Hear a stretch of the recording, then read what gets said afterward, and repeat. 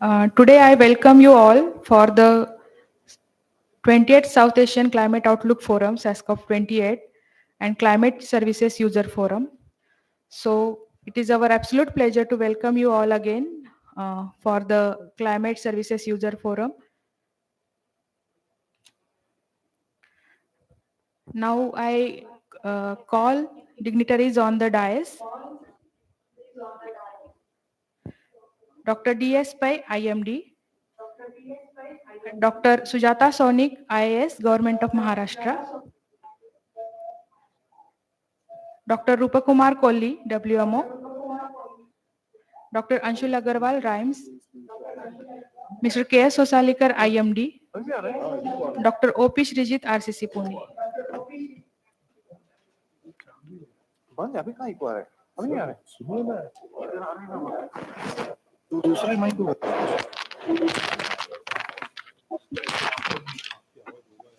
दो बार आ रही ना?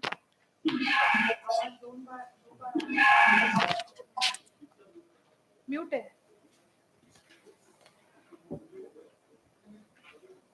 Hello. Hello. Okay. Thank you so much. Now I would like to request our head CRS, Mr. K.S. Osalikar, to felicitate our guests. So we have a special guest today, Dr. Sujata Sonik, IAS, Government of Maharashtra. I kindly request sir to felicitate Madam with flower and memento.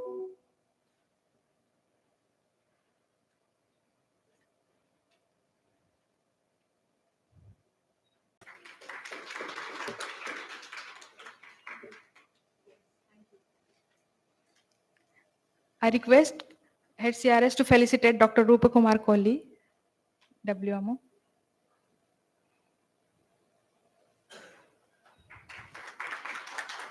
I request to felicitate Dr. D.S. Pai, IMD.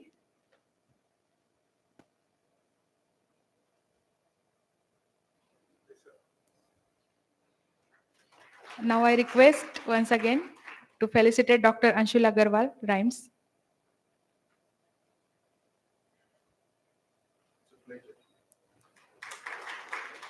Now I request Dr. O.P. Shrijit, RCC Pune, to felicitate our head CRS with flower.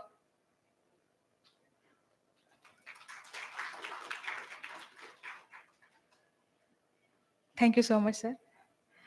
So with this, we will start our inaugural session. Now I would like to invite Mr. K.S. Osalikar for his welcome address.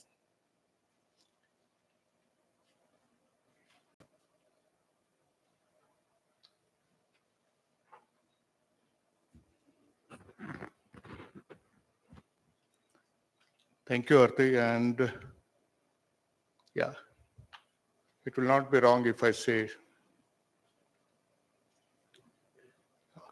a warm welcome to all of you. Yesterday, Pune recorded 43.5 degrees centigrade in some of the pockets. And with the summer going on, and IMD is shouting continuously for last 2.5 months, there's going to be heat wave in the country. I'm sure the note has been taken by all the stakeholders. It's really fascinating for IMD as it is entering into 150 years that the stakeholders are behind IMD, rather I should say, and they want more and more information. I remember one tagline, "Ye dil mange more." So indeed, there's a rule that they say that you sustain only if you are in demand. That's the law of economics. So 150-year journey for IMD, sustenance. What is the secret? Is probably IMD went on delivering Ministry of Earth Science, and we are trying to catch up to the requirements of the different agencies, different stakeholders, different users. And the demands are growing in the geometric progression. Yes, there are gap areas, but this is how we have progressed in last 150-year journey. It was slightly deviation from the today's talk, but I thought let me introduce to the today's session. Today we have this Climate Services User Forum, Day 2 session. And we have very eminent dignitaries on the dais. Dr. Sujata Saunik. She is a very senior IAS officer, Additional Chief Secretary at the Home Department and General Administration, Government of Maharashtra.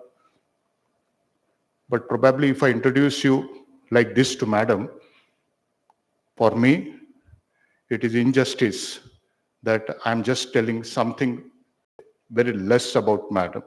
I know Madam for maybe last more than a decade or so. We have been working together with the state government authorities. Madam is so passionate about the climate and the health, climate and the heat wave. And there are a couple of papers, couple of projects that IMD could work with the state government under the leadership of Dr. Sujata Saunik. It's very heartening here that, once you have this type of passionate bureaucrat, at a very senior position, the things, fall with the gravity. And when she came yesterday, we were only discussing about, the climate and its applications and how we can go ahead, how we can improve further activities as far as the state and the country is concerned. Yesterday's discussion was left halfway. We have some more plan to discuss couple of things more today. So thank you very much, Madam, for coming to this program.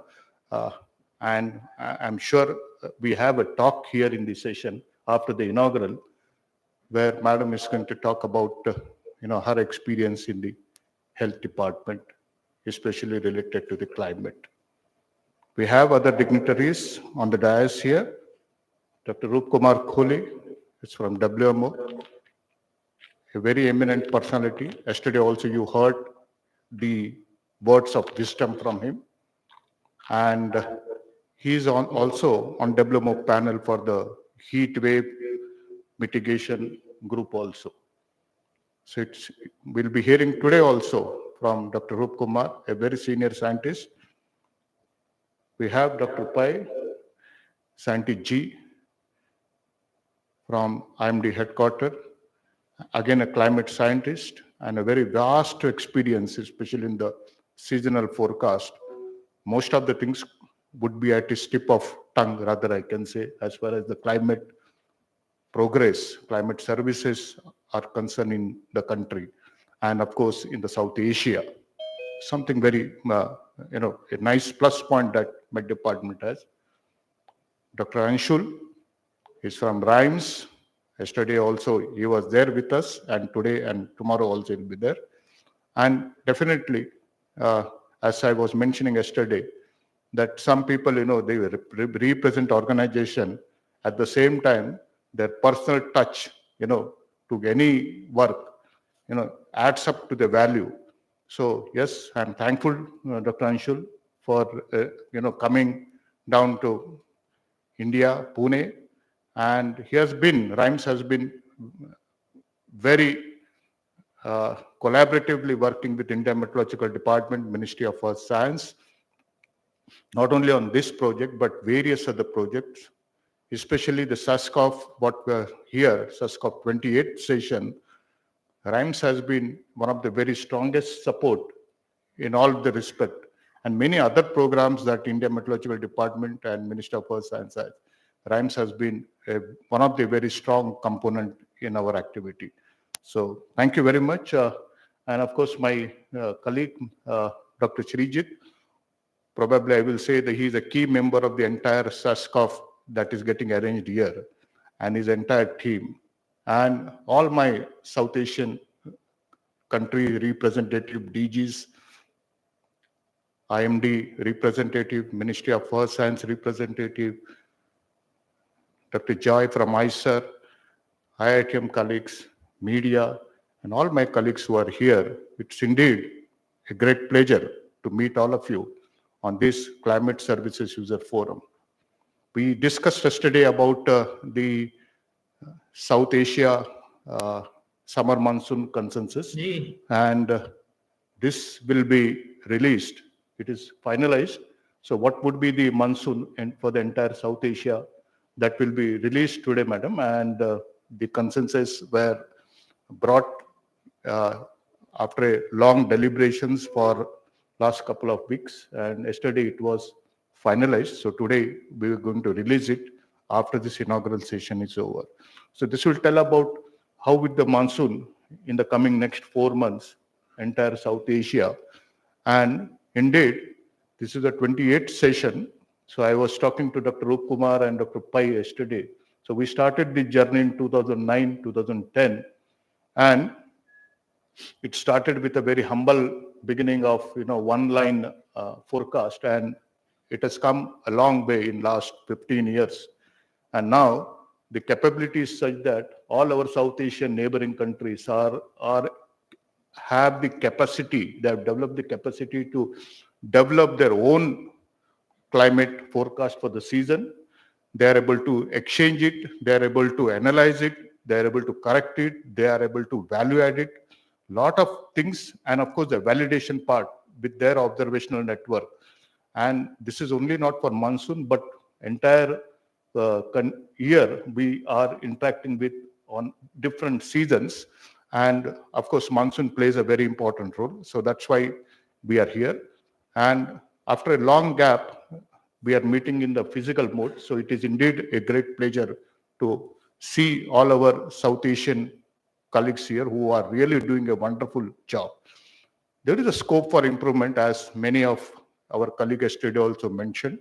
We need to cross certain more steps, and I'm sure with the type of interaction that we are having currently, definitely we will see more things to come in this coming South SASCOF sessions.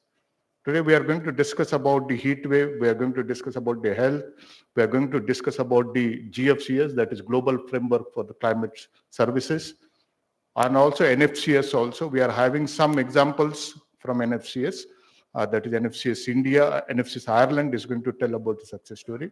It gives me pleasure, madam, that India, IMD also has recently, last year, we took the initiative for the establishment of NFCS India, and this is a very big ticket program, I can say, and it is not for just IMD, but it is for the entire country, and where not only the central government, but all the state government, industries, NGOs, all the ministries would be the part of it, and probably it will be governed by the topmost governance in the country. So that is how it will function, and I'm very happy that when the GFCS in WMO started, my friend Dr. Rup Kumar was there, and even he was the one who thought of now from global we should have the national framework of climate studies also. So we have this battery of very eminent resource persons who are able to guide us. Before I end my speech, I also welcome Dr. Jain from UKMO. They are online with us. Dr. Sumi Hong from UNISCAP, they are online. And there are many other colleagues also online from the different IMD and different other organizations. So I welcome all my colleagues here. I welcome all the dignitaries on the dais. And I'm sure the deliberations that we have planned today related to the climate services, which is one of the very important sector, definitely there will be some more directives, guidance, and more actionable points that are required to be taken care in the coming time. With this, I stop, and I wish all of you a great day. Now we have another 2 more days, today and tomorrow. So definitely we'll have more discussion and we'll plan more such activity. Thank you. Thank you very much. Thank you so much, sir, for your inspiring words. Now I kindly invite Dr. Anshul Agarwal from RIMES for his address.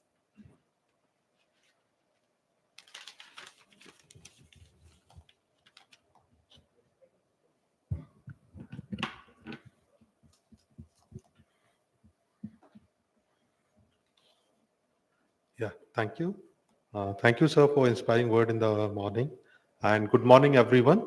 So on behalf of RIMES team, our director, Mr. Subhay, and the entire team working at RIMES, I would like to welcome all of you for this Climate Services User Forum session.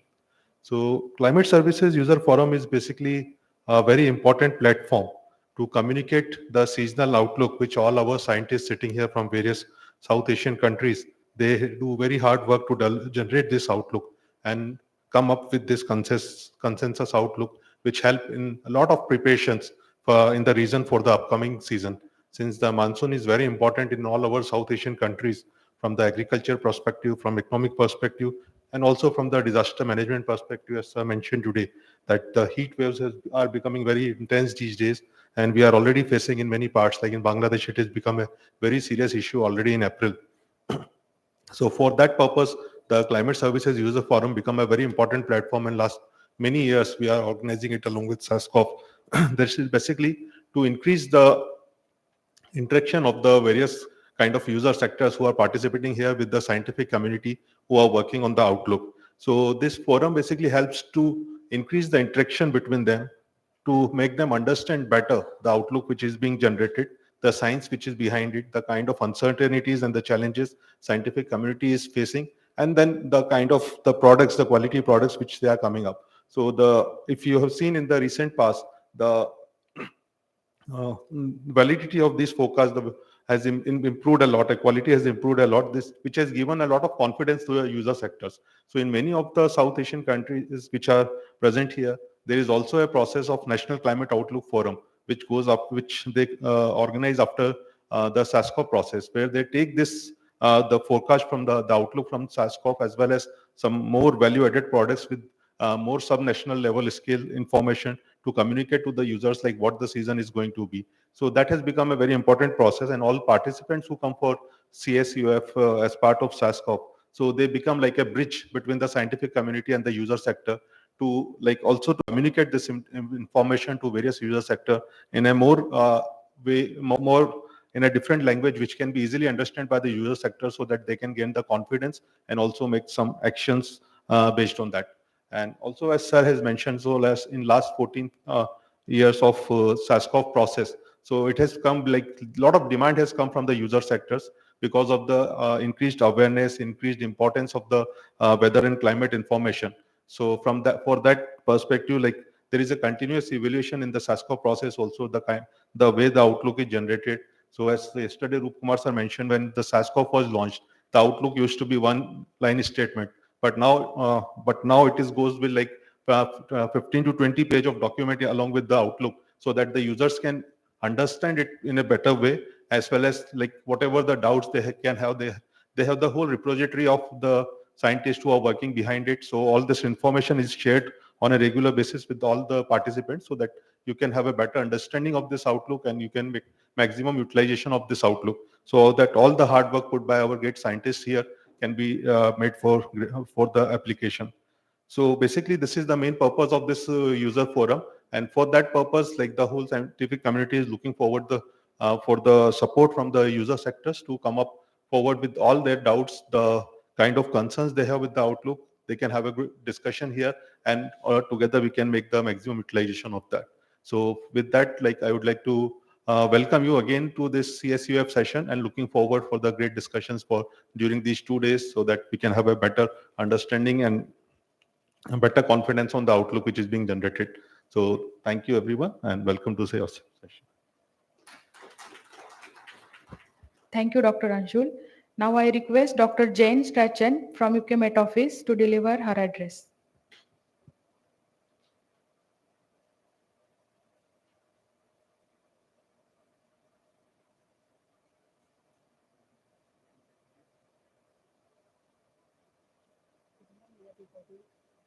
To the participants and distinguished guests of the 28th South Asia Climate Outlook Forum, and of course the Climate Services User Forum.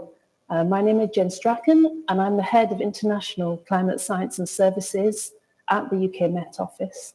And myself and my colleagues from the Met Office are incredibly sorry not to be joining you in person in Pune. We had issues with our travel, so instead I join you from the UK. It's very cold here. It's not in the 40s. We're about 7 or 8 degrees here, and it's pouring down with rain. I think I'd rather be where you are at the moment. It's very early in the morning. My children are sleeping next door, so I will try and be a little bit quiet. However, although we can't be with you in person, and I'd really love to be with you today to have discussions, particularly around climate services, which are very close to my heart. However, representatives from the UK Met Office are delighted to be able to join SASCOF proceedings remotely still, and especially to support the Climate Services User Forum. The UK Met Office is delighted to be able to help fund this in-person 28th South Asia Climate Outlook Forum and the Climate Services User Forum via the UK's Government's Foreign Commonwealth and Development Office, the FCDO WISES programme. WISER is the Weather and Climate Information Services programme, so you can see that it's very aligned to the Climate Services User Forum. WISER aims to deliver transformational change in the quality, accessibility and the use of weather and climate information services at all levels to support sustainable development by working in partnership and collaboration, again, which is why today is so important, bringing everybody together. It's about building capacity and ensuring long-term sustainable delivery and improvement of weather and climate services. And the new WISER Asia Pacific activities, which started in 2023, are funded under the Climate Action for a Resilient Asia, or CARA programme, and that provides specific support to South Asia, Southeast Asia and the Pacific Islands, particularly in weather and climate services. And this programme demonstrates the UK's ongoing commitment to support and understand and co-develop capabilities in weather, seasonal and climate science and services in South Asia. We have a very strong partnership with South Asia National Met Services and beyond. And our support to SASCOF and the Climate Services User Forum aligns extremely well with those aims, as this is the platform where we see representatives from the nations across South Asia join together to consolidate your vast experience and capabilities. We know that yesterday scientists came together to develop a clear, strong and scientifically robust information around the seasonal forecast.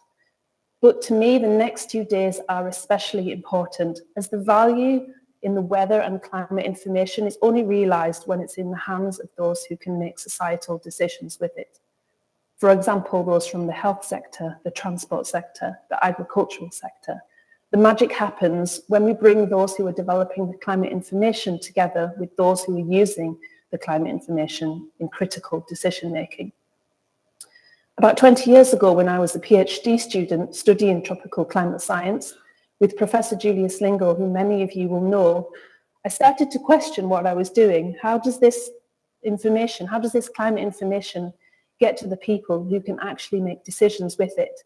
And that really directed my career from that point. And I've been working at the interface between academia and industry, trying to get information into the hands of those who can make decisions with it from then. I've been at the Met Office working in climate services development for over 10 years now. So it's incredibly important to me to be able to join the Climate Services User Forum today, and that SASCOF now is not just supporting the development of the seasonal outlook, but through activities like the forum, you're working together to develop long-term climate science and services to support the user community and to build knowledge and resilience to a changing climate. So we're delighted to be able to support such an event. My colleague, Dr. Maricel Williams, will join me later this morning to lead an interactive workshop on guiding the development of national frameworks for climate services. So from the UK, we wish you all the very best for an ongoing successful South Asia Climate Outlook Forum and a Climate Services User Forum. Thank you. Thank you so much, Dr. Jain. Now I would like to invite Dr. Rupakumar Kohli from WMO to deliver his address.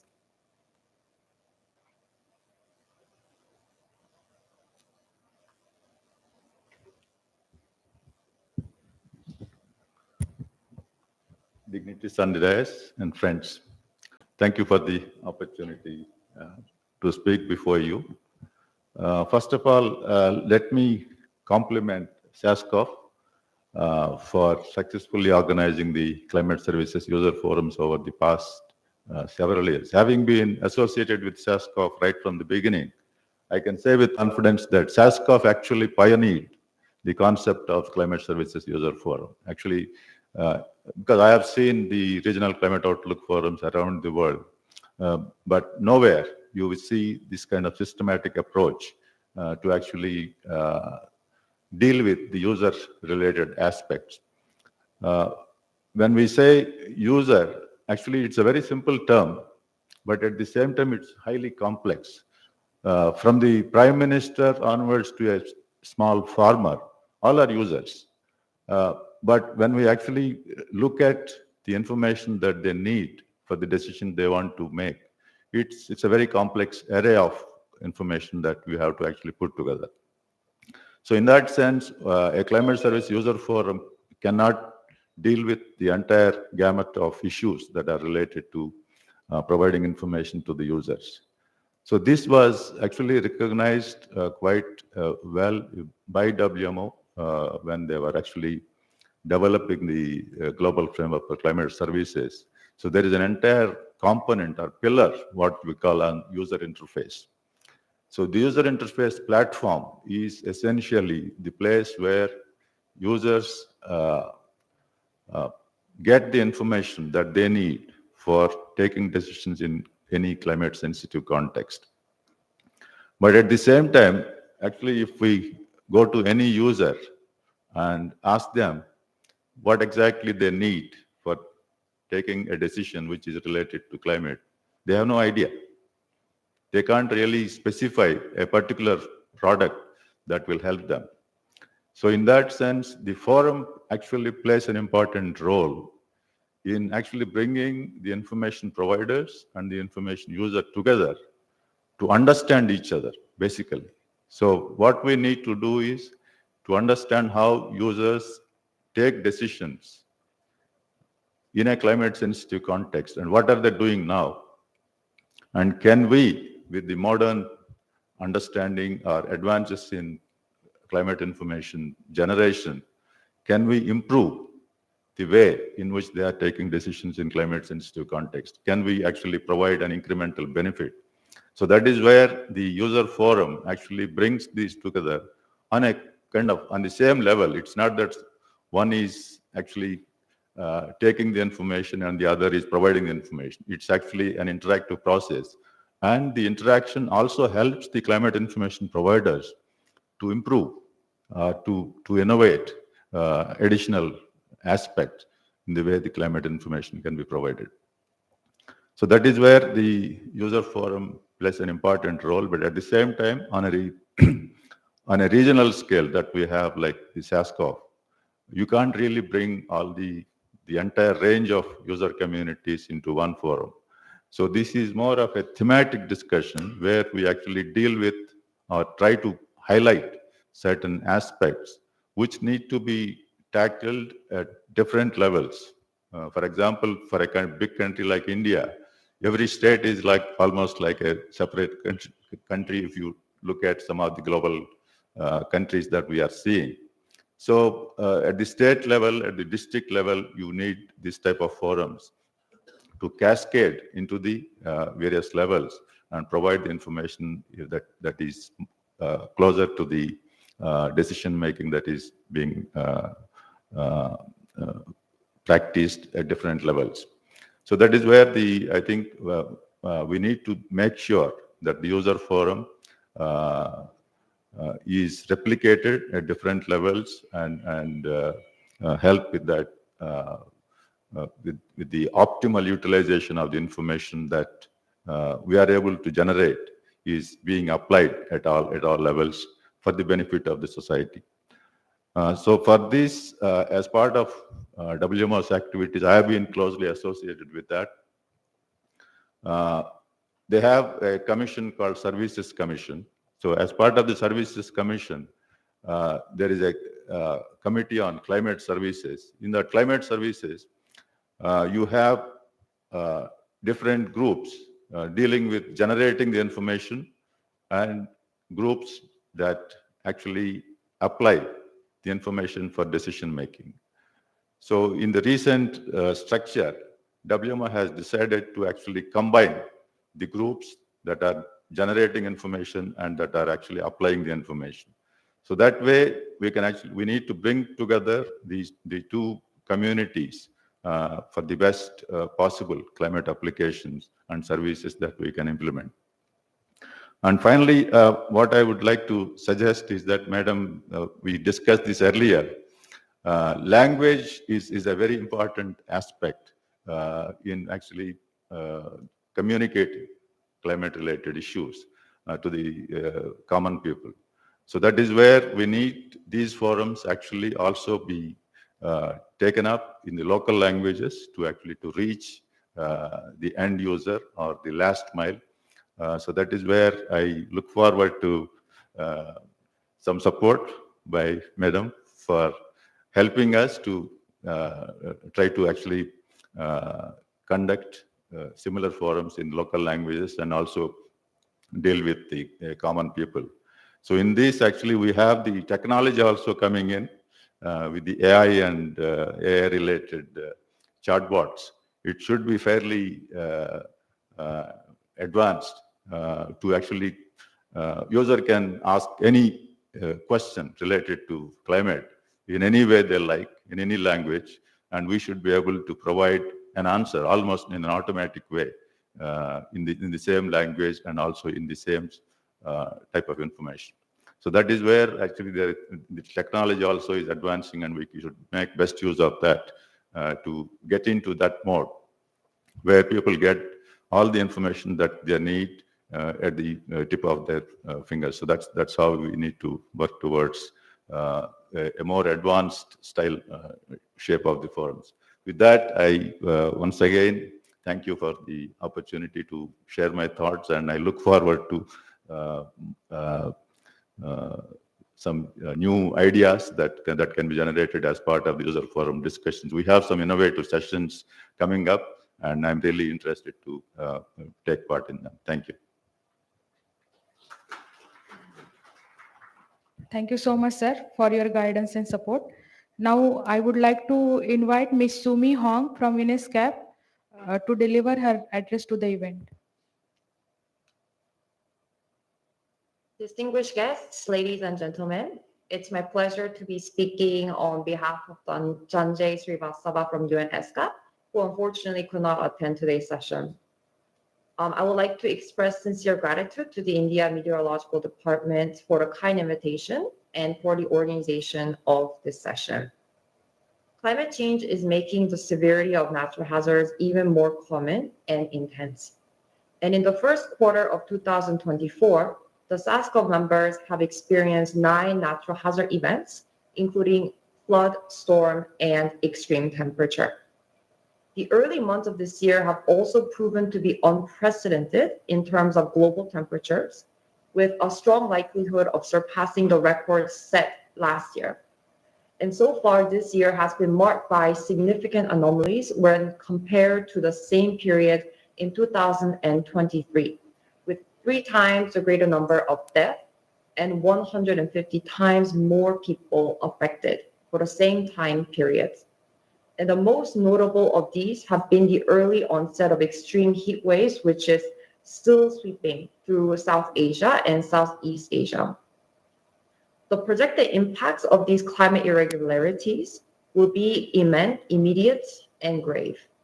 The surge in temperatures will not only place immense pressure on energy systems due to higher power demands, but also have the adverse impacts on water scarcity and public health.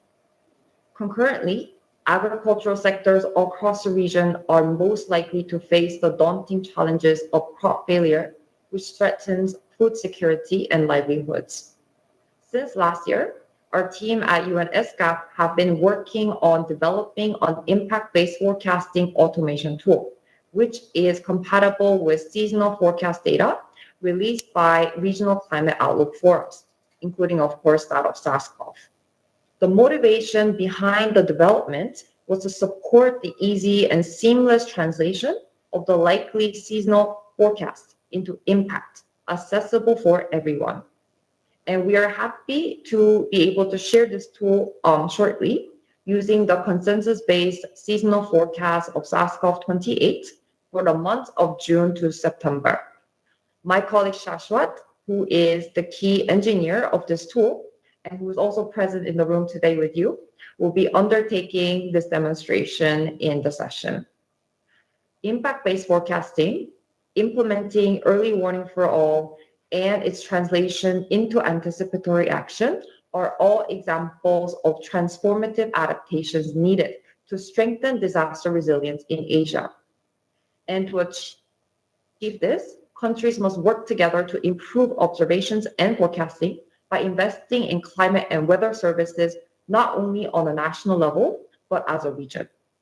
And regional climate outlook forums such as SASCOF exemplify sub-regional collaboration, not only in providing timely and accurate forecasts of the upcoming season, but also in facilitating the dialogue, knowledge exchange, and brainstorming on how to build collective resilience against transboundary climate anomalies.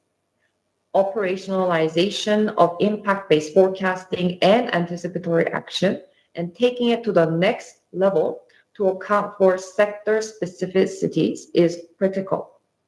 And we're pleased to share with you that UNESCAP is undertaking the sector-specific impact-based forecasting, especially for key sectors of food system resilience, energy infrastructure, and health. This and the automation tool will support, especially in the rollout countries of the Early Warning for All initiative in Bangladesh, Bhutan, Maldives, and Nepal. SCAP is committed to continue to work with our partners, including with South Asian Climate Outlook Forum, to ensure that the Asia and the Pacific region are prepared and lives and livelihoods are protected. Thank you very much for your attention. Thank you so much. Now I would like to invite Dr. D.S. Pai from IMD to deliver address to the event.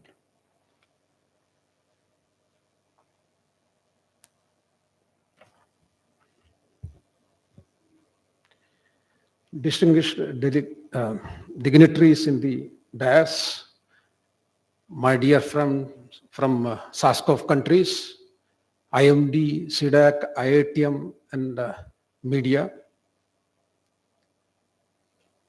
Good morning to all of you. So, all of we know that last year, as she mentioned, 2023 was warmest ever globally. And in fact, in case of India, it was second warmest after 2016. One of the main reasons for that 2023 being warmer was the El Nino, which was developed early part of last year, and which is lingering still now. And we know that the temperature was almost 1.45, which was very close to the threshold defined in the Paris Agreement. And it is projected that, in fact, this year, 2024, could be possibly warmer than last year. And the lingering El Nino is also the reason why the heat wave that we have been experiencing, not only in India, neighboring Asian countries also. And IMD had in fact forecasted this well in advance. In fact, since the monsoon, being impacted, our correct prediction in the last year, it's even we also had predicted this year heat waves during pre-monsoon period. Heat wave conditions will be there, and the temperature will be above normal. So you can see that after experiencing 1 month, that is coming true, and these things will continue. In a warming world, it is not only the temperatures are increasing, other extreme events like tropical cyclones, are showing its intensity is increasing. Extreme rainfall events are increasing. Resultant floods, thunderstorm activity. So these are all impact of related to global warming. And therefore, it is also important that while we put efforts to mitigate the greenhouse gases that is causing the global warming, we also need to adapt to the already warmed, climate, and particularly because there has been significant, already there has been significant increase in the extreme event, and it is projected that these things will continue to be there. That's why IMD has been giving a lot of importance to its early warning system by improving its observational system. We have been trying that, trying to improve with the latest technology so that not a single extreme event goes undetected. Not only undetected, we also working on improving all kind of forecast. For example, starting from nowcast, which are valid for 3 hours to 6 hours, and then short to medium range, which is valid for 10 days, weekly forecast, extended range for next 4 weeks, seasonal forecast, and even climate projection, for next 100 years, what is likely to happen. And recently, our sister organizations are also working on decadal forecast. So our idea is that to provide early information to all by improving the technology, and to some extent we have been very successful into that. So you can see that our monsoon forecast is improving, our other cyclone forecast is improving, extreme rainfall events are improving, heat waves. In fact, we have got a heat action plan in many cities which are impacted by or climatologically which are prone to heat wave action. So that is going separately. But the most important aspect is that not only we have got a monitoring of extreme events, prediction, and then most important thing that we needed is to have working with our sectorial colleagues from sectors like agriculture, water, health, tourism, energy, all that, so that this forecast and information, weather and climate information, is converted into a form where this information can be usable into the sectorial application for making a decision-making purpose, so that the risk related to the extreme events can be reduced. Now, in fact, that is why this kind of user forum is very important, because this kind of forum brings not only the weather and climate experts, it also brings experts from all the sector. And then by sitting together, we can tell them that what are the products that we are generating, and to find out what are their requirement. Many times we may not be producing what the product that they needed, and in fact, their expectation may be very differently. So by sitting together, this user forum helps us in planning what the information they needed, to identify that, and so that we can work together in a to make this information user tailor-made user products that can be used for decision making. For example, we have been for a long time working with state agriculture department in converting our weather informations in a form that can be understandable to farmers and other agriculture related activities, with the help of agriculture specialists from universities or state agriculture department, and in all levels. So and similarly for water, we work with CWC for flood forecast. So like that for health, health department, we work with the hospital in planning during the heat wave and all, what are the action to be done. And recently, as earlier speaker said about IBF, impact-based forecast. So IMD also is with the help of, these all expert developing IBF impact-based forecast for all the sector specific. But but at the same time, we have to continuously, work, evolve. This is just kind of, not decided in a single one meeting or two meeting, since it is being evolved continuously.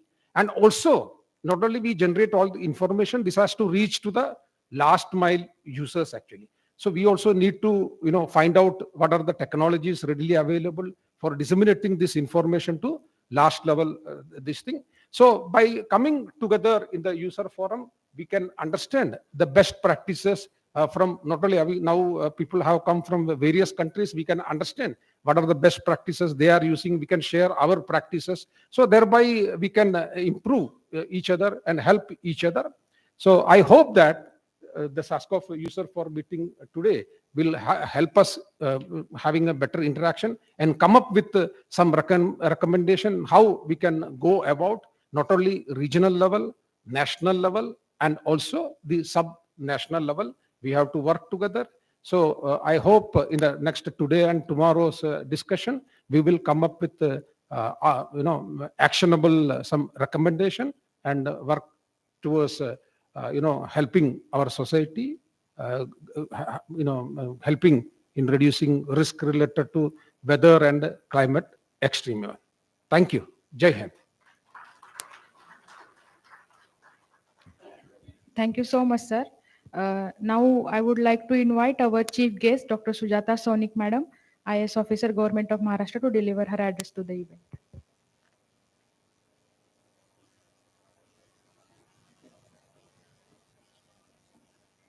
Good morning to all of you.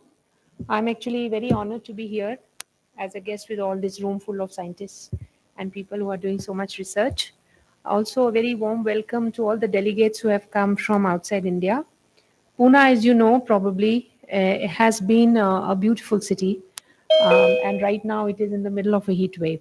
So these are things we have not seen in the past. And that is also the reason why I think it's a very timely discussion. I would like to say that I'm very happy to know that there is this regional climate center which works with IMD and also collaborates with the UK Met Office and the regional integrated multi-hazard early warning system, that's RHIMES, and also the WMO. So all the key institutions, including IITM, are participating in this discussion, which is wonderful. And looking at various sectors that includes agriculture, water, disaster risk reduction, public health, and looks to or seeks to interpret seasonal climate information in a manner that can feed into information for policymakers and also into the implementation plans. I would like to mention here that very recently Government of Maharashtra has brought out something called the District Good Governance Index. It's called DGGI. It is hosted on the government's website. I would invite you to look at it when you have some time. And there are 9 indicators which talk about environment.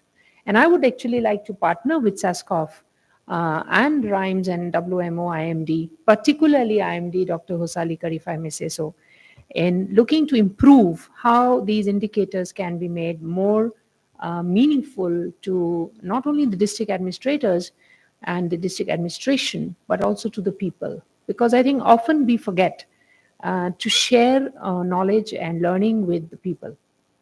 They are the ones who get affected the most. And also this discussion about, the breaching of the threshold. Ironically, we are also in the ice age. We are in the ice age of the Earth's evolution. So warming or changing climatic patterns is nothing new. This planet has undergone that many times over. It will continue to do so. What is important today is how prepared are you to deal with the effects? Are you ready to make sure that you are able to put in place systems that actually protect and help people to go through those phases? So Pune and even Bangalore, I think, from an earlier, very sylvan kind of green environment, already changing. And why is it changing? Because the cities are becoming more and more urbanized. India is urbanizing rapidly. And so unless you create, green areas and green cover in these urban places, you're going to feel extreme events happening during each of the seasons. It's not just heat. You look at all the 4 quarters of a year, you have extreme cold, you have extreme heat, you have heavy rainfall, and in between you have all sorts of very bizarre extreme events happening.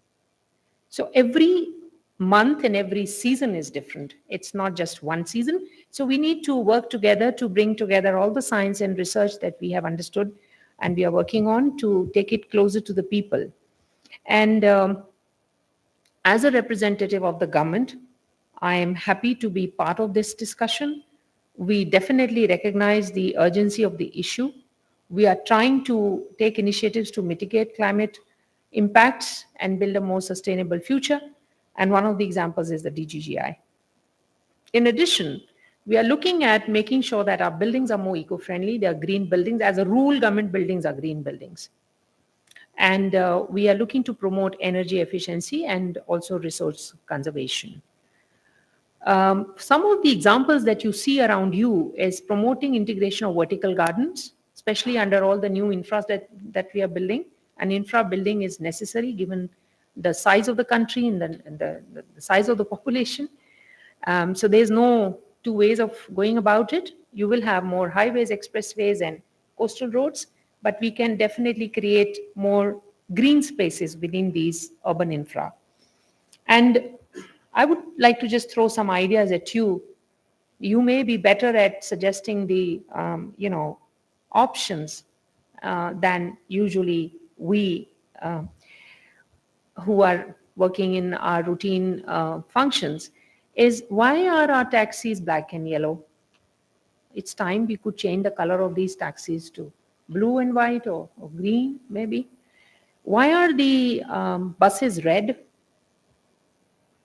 Why do we need red buses? Who chose that color?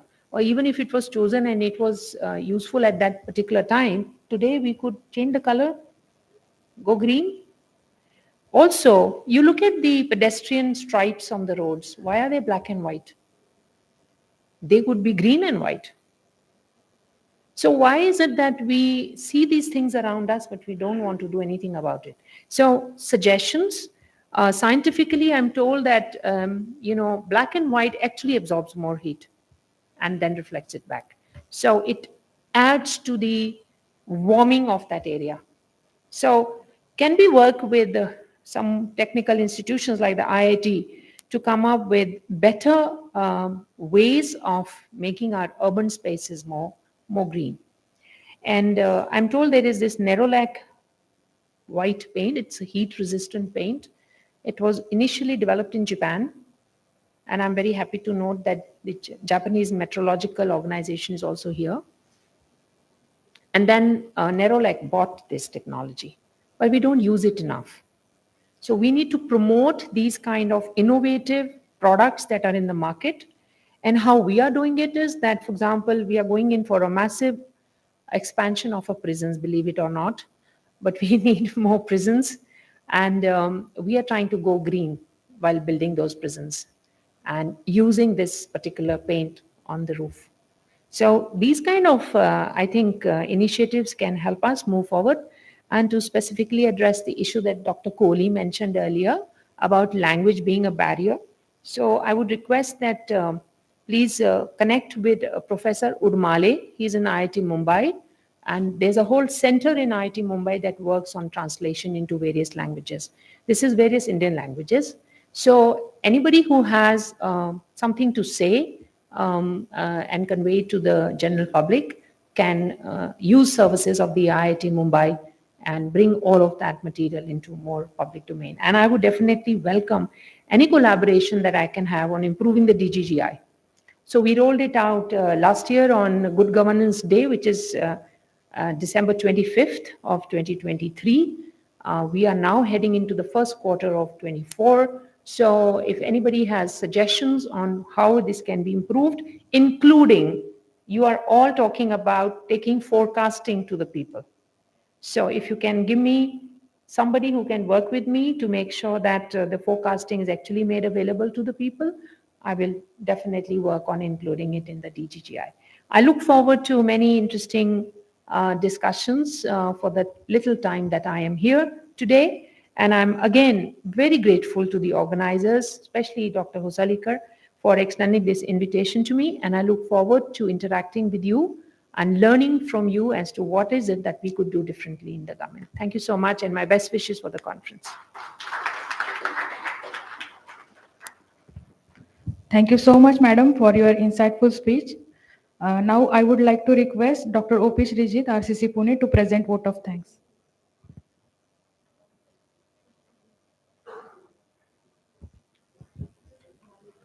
Distinguished guest on the dais, and our colleague from NHMS from the South Asian countries and the Research Institute from the various part of the globe. Good morning to all of you. It is my pleasure and privilege for offer the vote of thanks for this inaugural session of this joint session of climate South Asia Climate Outlook Forum and the Climate Service User Forum. First of all, I would like to thank the Ministry of Earth Sciences and IMD headquarters for the approval for conducting this joint session. And especially this forum is organized with the help of World Meteorological Organization and RIMES and UK Met Office. In all the support from the sincere thanks to WMO for all the support and the financial support for this conducting this forum is mainly from WISER project of UK Met Office and the RIMES and Ministry of Earth Sciences. And I would like to thank the Ministry of Earth Sciences and IMT headquarters for getting all the clearance from Ministry of External Affairs and the Ministry of Home Affairs for conducting the international workshop. And this user sector forum, we are getting support from UNSCAP, that is the agency we are utilizing our forecast and generating the impact outlook for the region. For that, I would like to thank Dr. Sanjay Srivastava especially for that for the support from UNSCAP for this. And I would like to thank all the my colleagues in the IMD Pune office for their excellent arrangement for conducting these events. Thank you. Thank you so much, sir. Now we have 2 points in our agenda. First is that release of SASCOF-28 consensus statement for JJS 2024. For that, I would like to request our dignitaries to kindly be seated on the stage. And second point is we have to take group photo after this release. So before release, I would like to request one country representative from each NMHS countries come on the stage, please. And then we will have a SASCOF release with our chief guest.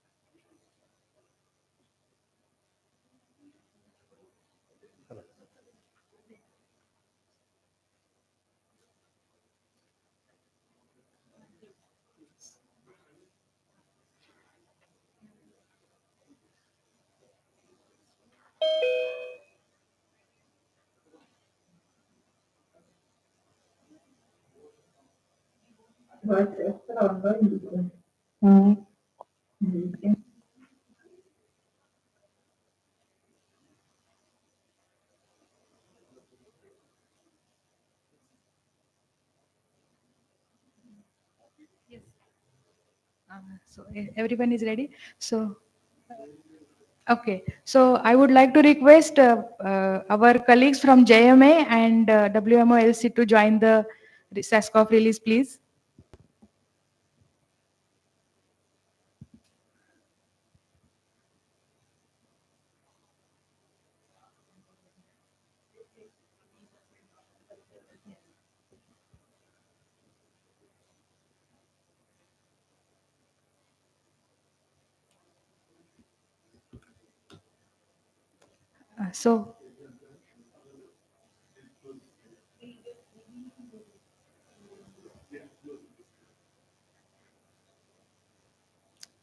So, we are formally releasing our consensus statement we have prepared yesterday. Thank you so much, everyone, for joining the celebration. So kindly stay, sir. We have to take one group photo also. So I request all of our participants and delegates to join the group photo. Some we will stay in the stage and some we will stand here to make the arrangements. Our colleagues and staff may guide, please.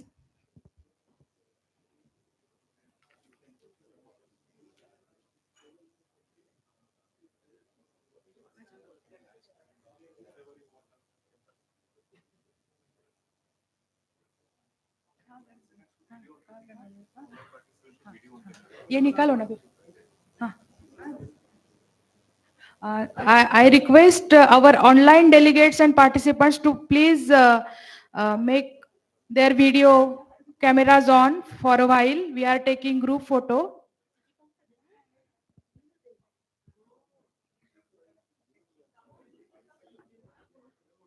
Once again, I request our online delegates and participants to please on their cameras for group photo.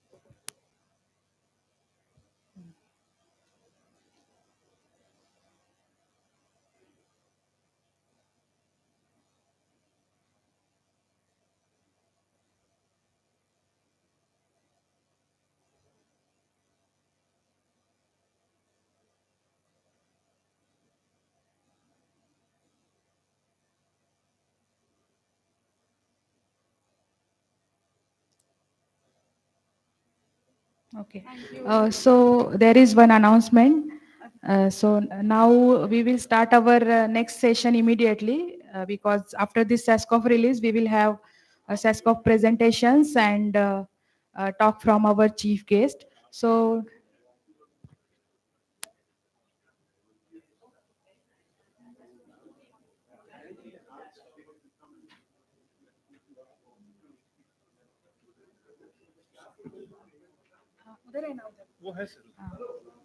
staff, please remove the chairs and make stage for presentation ready. So now I invite Dr. Anshul as a moderator of the day. So floor is yours, sir. Thank you.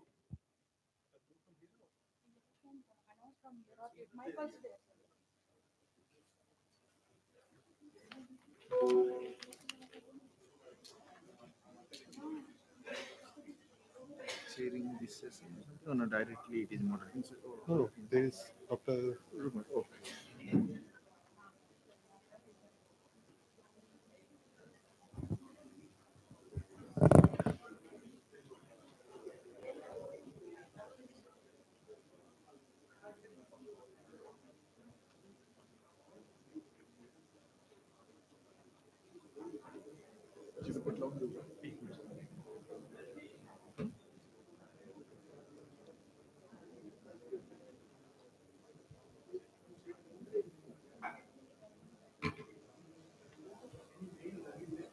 No.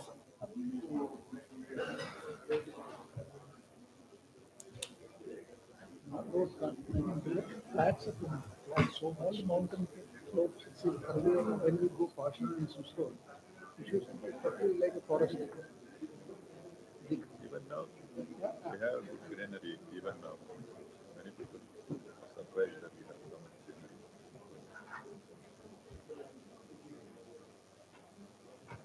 Sir. Metro is completely for technology. Huh? Metro is I took a ride there. I took a ride in the metro. Railway station, I got me the railway station there. Took a Deccan from there. Then I took a cab from there. That's for joyride. No, 170 comes. It should be.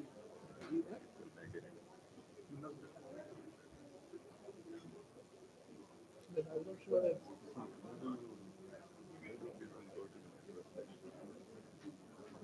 Last mile connectivity is good.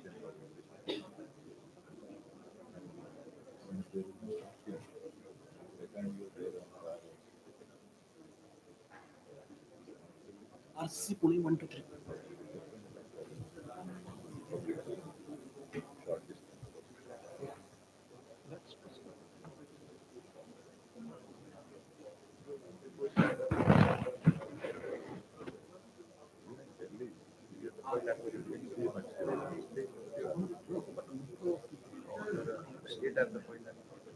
Always crowded. No, it's very difficult for us to get. Huh? For us, older people, it's very difficult. But people extensively use. No, it was not very. But then the other problem is roads are becoming wider and wider. So number of vehicles on the road is further increasing.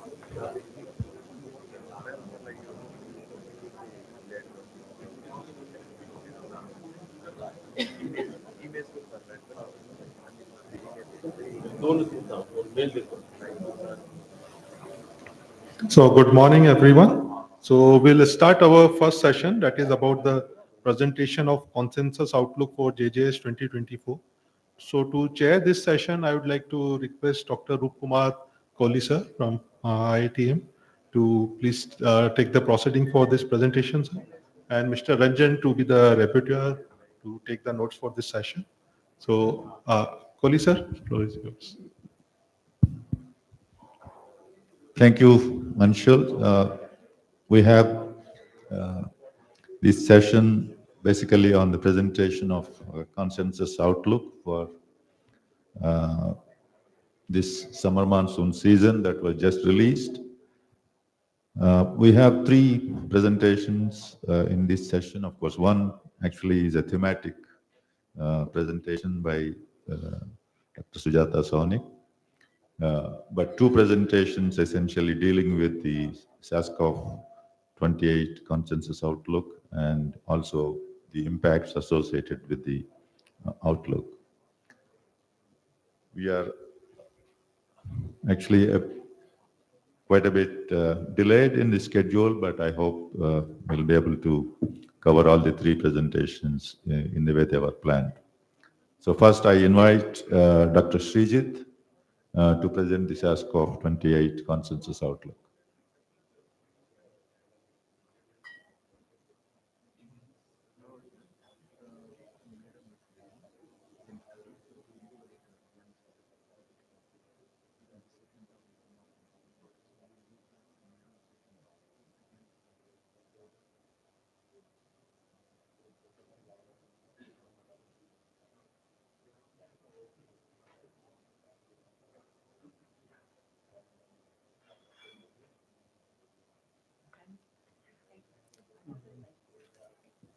Just to change it.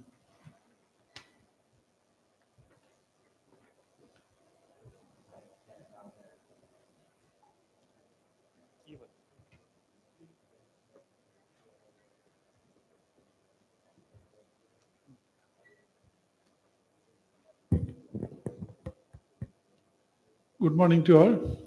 I'm going to present that SASCOF-28 outlook for rainfall and temperature. Have developed, we have prepared yesterday for the monsoon, for the upcoming monsoon season. Actually, I would like to thank all the NHMS and all the other experts for the preparation of this the SASCOF outlook, especially the NHMS participation for the active participation in the SASCOF outlook forums for the generation of this outlook. As there are many user sector participants are joining in this session. So for a brief introduction about the South Asia Outlook Forum, we have started for South Asia, it is mainly the monsoonal. Monsoon is the main season for rainfall, and monsoon is the lifeline of the entire country, in entire region. That is all the economy and other activities of the people are mainly depend on monsoon rainfall. So we have started our SASCOF session with the monsoon outlook in 2010. And in the 2010 we have started, and then we have extended that to other season also, for northeast monsoon and other winter season also we are issued.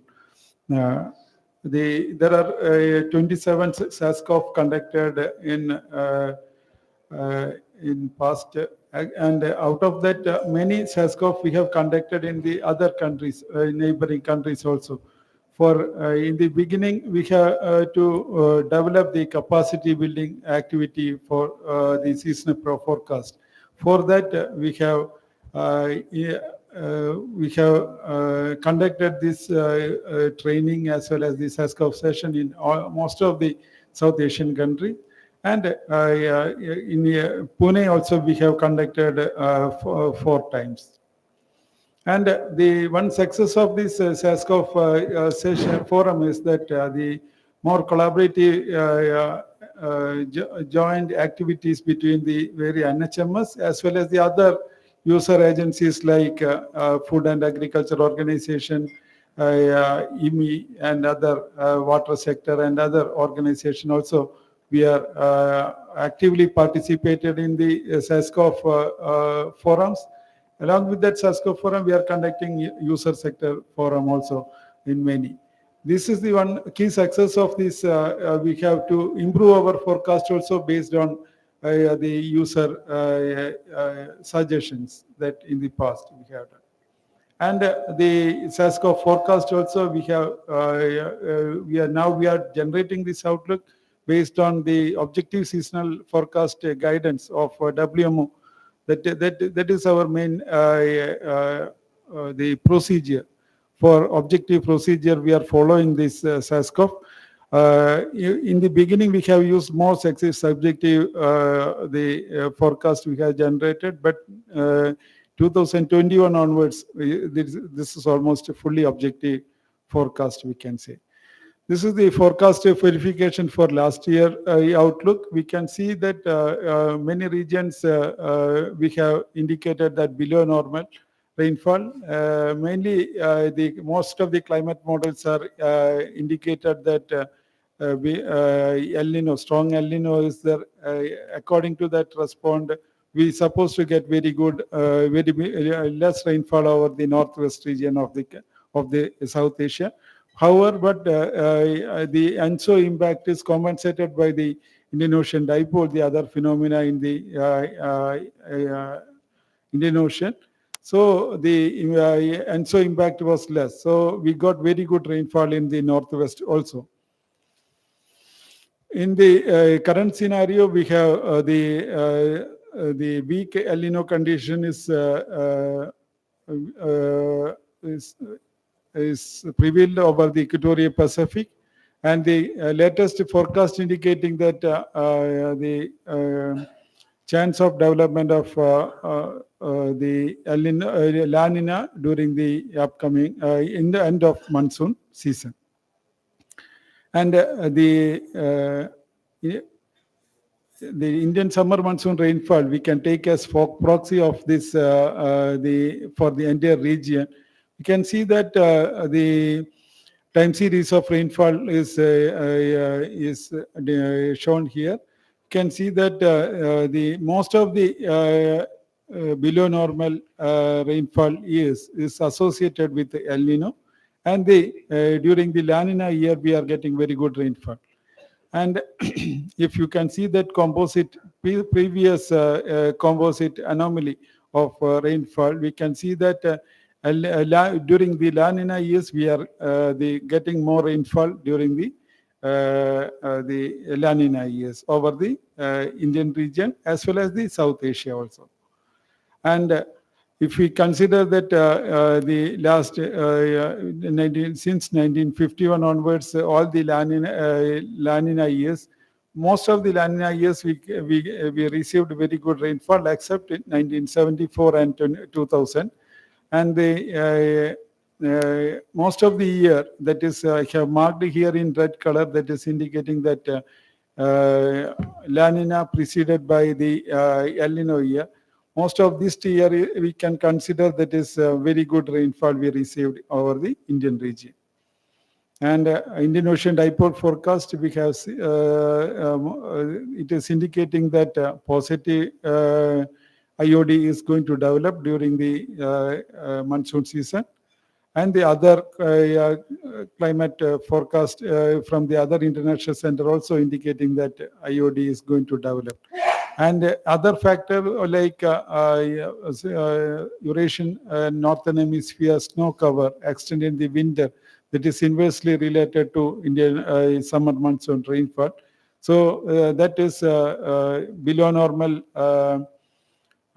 snow cover extent was observed during December to March. So it is a favorable factor for getting good rainfall in the monsoon season. And this is the forecast we have, rainfall forecast outlook we have generated for the SASCOF region. Above normal rainfall is most likely during the 2024 southwest monsoon season over most part of the South Asia, some areas of the northern, eastern and northeastern part of the region, whereas below normal rainfall is most likely.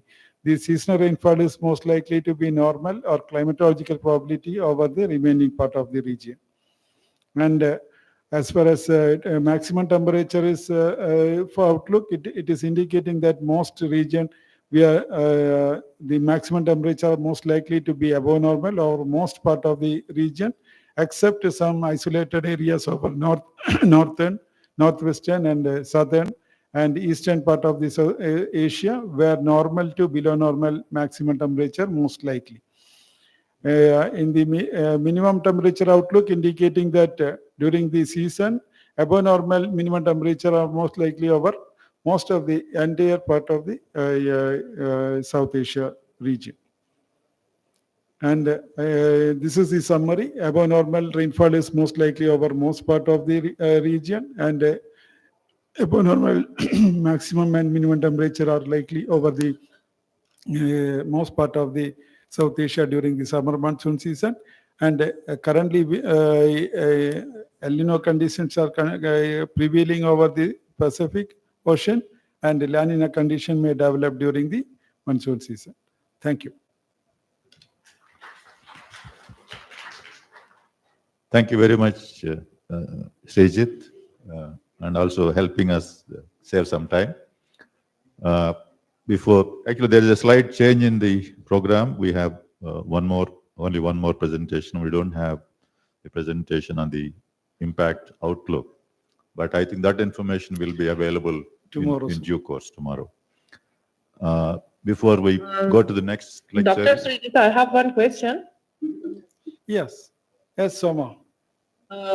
Good morning to everyone. I want to ask something about the rainfall map. Yeah. That what is the meaning of white color? That Because is- we can see that in rainfall, many parts of Afghanistan have white color. Yeah, it is indicating that the model is giving equal probability for all category. That is indicating that